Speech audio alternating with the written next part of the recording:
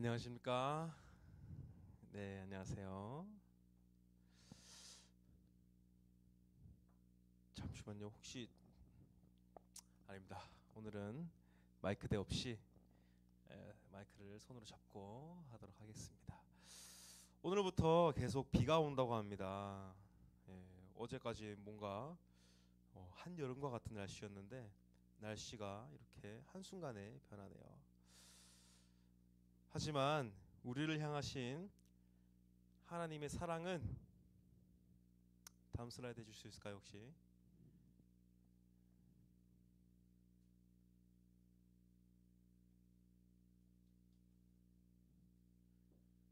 우리를 향한 하나님의 사랑은 변함이 없을 줄 믿습니다. 우리 또한도 그 사랑을 느끼면서 그 사랑에 반응을 해야 할 줄로 믿습니다. 오늘까지 저희 비유를 마지막으로 볼 겁니다. 다음 주부터는 이제 예수님께서 행하신 기적에 대해서 알아볼 예정입니다. 오늘 마지막으로 우리가 배워볼 비유는 악한 농부의 비유입니다.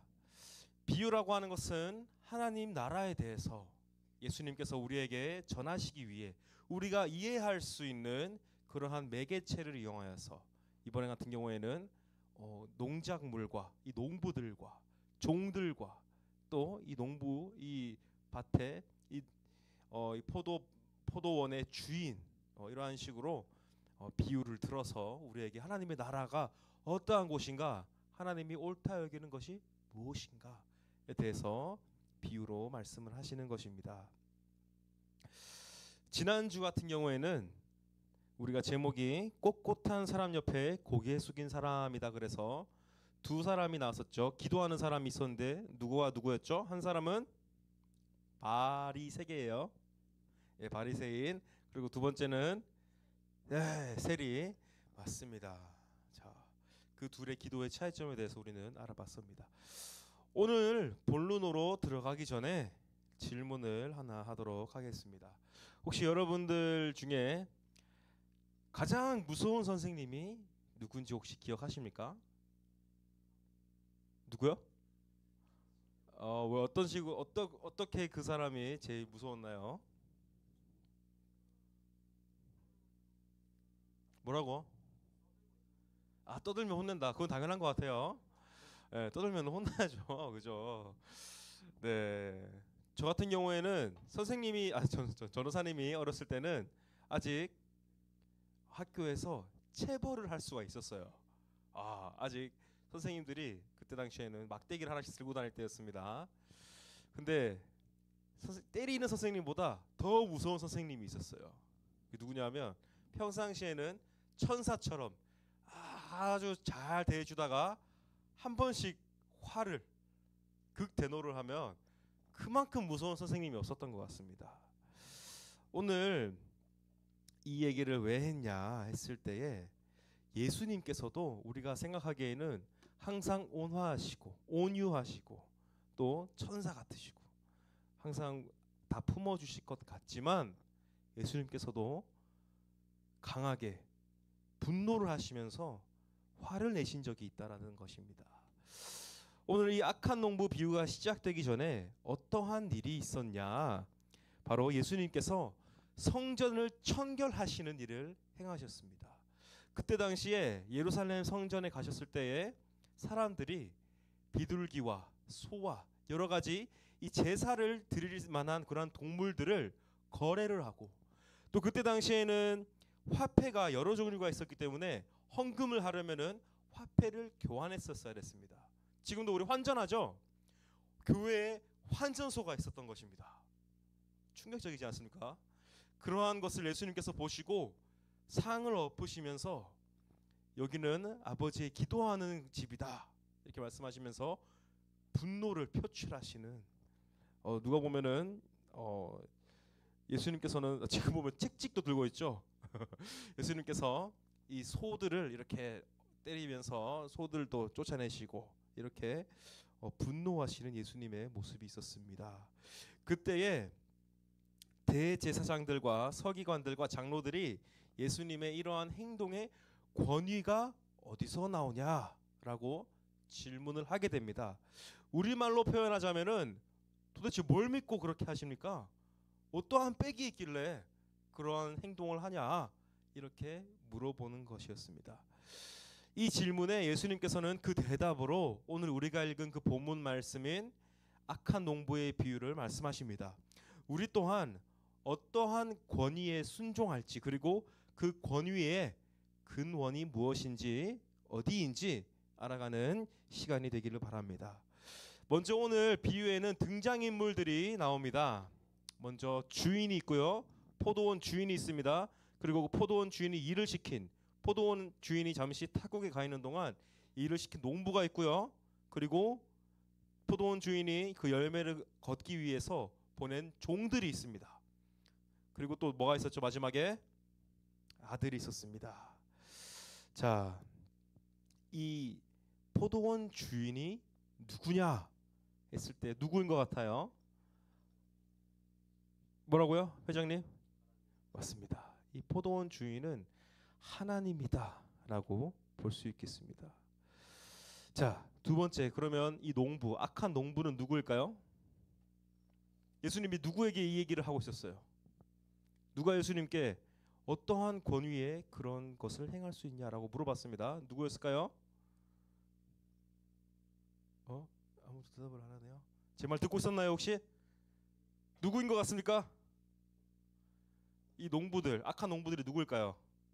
그때 당시에 대제사장들과 바리새인들, 그러한 이 유대의 율법학자, 이 율법을 가르치는 그때 당시에 율법 지도자들, 그러한 사람들을 의미하고 있습니다. 자, 그렇다면 마지막, 그리고 마지막 아니죠 아직. 자, 종들은 그러면 누굴까요? 종들을 하나 보내고 또 여러 명이나 보냈었어요. 근데 이 농부들이 어떻게 했죠? 때리고 죽이고. 누구일까요? 선지자들입니다. 선지자들을 의미합니다. 좋습니다. 그럼 마지막 이 아들은 누구일까요? 이 아들은 존대하겠지 이러면서 아들을 보냈는데, 아들은 누구일까요? 기승전 예수님입니다. 좋습니다. 여러분들 잘 알고 있는 것 같아요. 우리 회장님만 얘기했지만 여러분들 속마음으로 이미 얘기하고 있었을 줄 알고 있습니다. 자, 포도원 주인은 농부들에게 포도를 잘 길러라 이렇게 명령을 합니다. 하지만 농부들은 지키지 않았습니다. 하나님은 대제사장과 서기관과 바리새인, 이 사람들에게 이스라엘을 선한 길로 이끌어라, 하나님이 수확하러 오시기 전에 잘 가꾸고 그들의 신앙이 잘 자라도록 해라, 그렇게 하기 위해서 선지자들을 계속해서 보냈습니다. 구약시대에 계속 선지자들을 보냈지만 그 선지자들의 결말은 무엇이냐? 결국 그 선지자들을 무시했다라는 거죠. 그 결과 이스라엘은 둘로 갈라지기도 하고 나중에는 정복을 당하게 되고 로마의 결국 식민지로 들어가게 됩니다. 자, 포도원 주인은 자신의 아들을 보내고 존대하라, 존대하겠지라고 믿음으로 아들을 보냈습니다. 하지만 그 아들에게 어떠한 반응을 보였느냐? 우리 38절에서 39절 말씀을 다 같이 한번 읽어보도록 하겠습니다. 시작. 서로 말하되 이는 상속자니 자 죽이고 그의 유산을 차지하자 하고 이에 잡아 포도원 밖에 내쫓아 죽였느니라. 악한 농부들은 아들의 유산을 차지하고자 그를 죽였습니다. 하나님은 결국 선지자들로 안 되니 자신의 아들인 예수님을 이 땅에 보내셨습니다. 그럼에도 불구하고 끝까지 이 유대인의 이 신앙 리더들은 그들을 옳은 길로 이끌지 못하고 오히려 예수님을 십자가에 못 박는, 십자가에 처형을 시키는 일까지 하게 됩니다. 여러분, 아들이 무엇이냐? 아들, 여기서는 그냥 단순히 아들을 얘기하는 게 아니라 자녀라고 생각하면 좋을 것 같아요. 여러분, 아들이 누구냐? 왕의 아들은 누구죠? 왕자입니다. 아들이라는 것은 아버지의 유전인 자를 그대로 물려받은 사람을 이야기합니다. 이 왕자는 만약에 이 왕이 죽게 되면 어떻게 되죠? 이 왕자는 당연히 자연스럽게 왕이 됩니다. 그렇듯 아들이라는 존재는 아버지의 신분과도 다름이 없는 그러한 존재인데 그 아들을 죽였다라고 하는 것은 결국에는 그 아버지에 대한 반역이다 라고 볼 수 있겠죠. 하나님은 그러한 반역자들에게 어떻게 하느냐, 포도원 주인은 결국 그 악한 농부들을 진멸하고 다른 이들에게 세를 주었다 라고 합니다. 그것이 하나님의 심판 계획입니다. 하나님은 하나님의 말대로 하지 않는 기회는 계속 주었습니다. 선지자들을 보내고 아들까지 보냈는데 그 아들까지도 그렇게 대한다면 결국 죽였다라고 했죠. 그러면은 결국 심판을 받게 된다라는 거죠. 이것이 하나님께서 우리들에게 하고자 하시는 말씀입니다. 그리고는 갑자기 모퉁이 돌에 대해서 이야기를 하십니다. 그러면서 우리들이 생각할 수가 있습니다. 갑자기 왜 뜬금없이 모퉁이 돌, 모퉁이에 버려진 머릿돌을 왜 이야기하실까? 이렇게 생각할 수 있습니다. 건축자들이 버린 모퉁이의 머릿돌이라고 했습니다. 이 머릿돌은 어떠한 건물을 지을 때에 가장 초석이 되는 가장 중요한 그러한 것이 바로 이 머릿돌입니다. 세상 사람들이 자기가 원하는 성을 지으려고 하는데 이 예수 그리스도라는 그러한 머릿돌이 자기가 짓는 그 성에 도움이 되지 않는다라는 거죠. 그래서 자기가 짓는 성을 지을 때 이 필요가 없다라고 여겨지는 이 머릿돌을 버렸다라는 것입니다. 내가 가치롭지 않다라고 여겼기 때문에 그 머릿돌을 버린 것이죠. 이 말씀이, 이 순간이, 이 공간이, 이 교회라는 곳이 내가 생각하기에 다른 사람들이 생각하기에도 가치롭지 않다라고 그렇게 생각할지도 모릅니다. 그렇지만 결국 그 머릿돌이 무엇이냐 했을 때에 하나님의 나라를 만들어가는 머릿돌이 된다라는 것입니다. 다른 사람들은 자신의 머리로는 이해할 수가 없습니다. 공감할 수가 없습니다. 왜냐하면 가치관 자체가 다르기 때문입니다. 세상 사람들은 여기 있는 모든 것들이 다 무가치하다. 아니 주일날 왜 교회를 가? 문제 한 자라도 더 풀어야지. 왜 주일날 교회를 가? 학원 가서 더 공부해야지. 이렇게 생각할 수 있다라는 거죠. 하지만 결국 그들이 짓는 것들은 마치 모래 위에 집을 짓는 것과 같습니다. 비가 오고 바람이 불면은 결국 무너진다라는 거죠. 예수 그리스도라는 반석 위에 집을 짓는, 바람이 불어도 비가 와도 흔들리지 않는 그 머릿돌 위에 집을 짓는 여러분들이 되시기를 바랍니다. 사실 우리들도 여전히 그렇게 생각할 수가 있습니다. 내가 여기서 왜 이러고 있는 걸까? 내가 이 말씀을 들으면서 나에게 무슨 유익이 있는가? 이렇게 생각할 수 있습니다. 하지만 무너져도 좋습니다. 무너지더라도 결국에는 우리가 세워져야 할 곳은 예수 그리스도다라는 것을, 그것 하나만은 여러분들이 기억하시길 원합니다. 내 주위의 사람들이 다 떠나가도 좋습니다. 그럼에도 우리가 돌아가야 할 곳은 교회임을 여러분들이 기억하시길 바랍니다. 이제 말씀을 마무리하도록 하겠습니다. 여러분, 여기서 서기관과 율법학자들과 바리새인들과 이런 대제사장들이 누구를 의미하는지 혹시 아십니까? 그것이 누구냐 하면 바로 우리들입니다. 내 자신의 다 그러한 모습들이 있다라는 것입니다. 예수 그리스도를 누가 못 박았느냐 했을 때 바로 우리들이 예수 그리스도를 못 박았다라는 것입니다. 신앙이라는 것을 내가 원하는 방식대로 할 때가 있습니다. 분명히 하나님께서 하라고 하는 그러한 명령이 있음에도 불구하고 내가 옳다 여기는 것, 내가 원하는, 내가 하고자 하는 그러한 11조,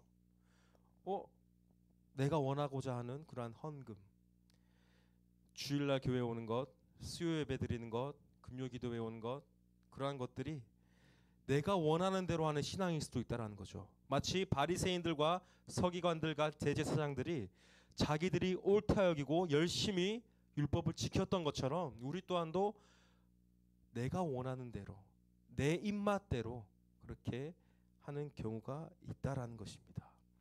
그러한 것은 나의 신앙이지 하나님이 원하는 신앙이 아니다라는 거죠. 하나님이 진정으로 원하시는 것은 그러한 행동으로 인하여서 오는 것이 아니라 결국 나 자신을 원한다라는 것입니다.